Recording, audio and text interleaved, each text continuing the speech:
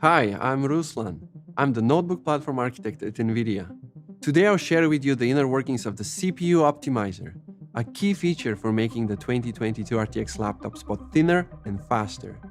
Unique to laptops, power dissipation is shared between the major components, the biggest two being the GPU and the CPU. So it is very important to get maximum efficiency from both of them. That's why we developed the CPU optimizer, a key new 4th Gen Max-Q technology that makes the CPU more efficient when gaming or creating. The extra power saved can now be shifted between the CPU and the GPU, wherever it is needed the most. Let me tell you about the 6 things we did to make your laptop CPU even more efficient. First, we worked with CPU vendors to develop a new low-level framework. This enables the GPU software to optimize the performance, temperature, and power of the latest CPUs. Second, we pair this framework with a host of techniques to further improve CPU power. The CPU, when uncoordinated with the GPU, will prefer higher frequencies, and this results in higher power. For games and creative apps, this is not efficient. Based on the GPU's detailed workload telemetry, an AI engine inside Max-Q coordinates both the GPU and the CPU. It determines the optimal frequency for both processors, which happens seamlessly in real time. The AI regulates the CPU to run at peak efficiency instead of peak frequency. Power is saved and transferred to the GPU to boost overall performance. Thirdly, we profiled the major graphics APIs for CPU inefficiencies and streamlined the entire GPU driver stack.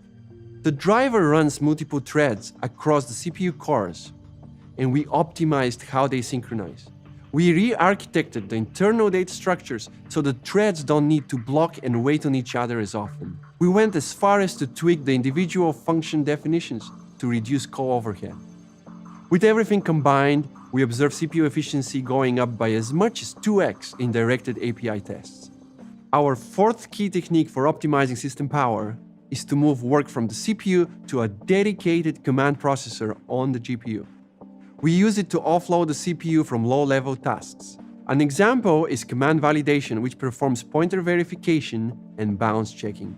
This routine task happens on the command processor, enabling both the GPU and CPU to focus on other computations. Fifth, for creator apps, we've optimized how the CPU sends work to the GPU and collects the results back. The driver now puts the CPU into deep sleep while the GPU does the work. After the GPU completes, it immediately wakes up the CPU, improving responsiveness and efficiency. An example is camera background removal in NVIDIA Broadcast. It is a continuous process that doesn't need the highest performance. So we now put the CPU into deep sleep while the GPU processes the video stream. Battery life is extended and noise is reduced. And finally, for esports, we have optimized NVIDIA Reflex. One of the core reflex techniques is to make the game read the mouse and keyboard states as late as possible before a frame is displayed.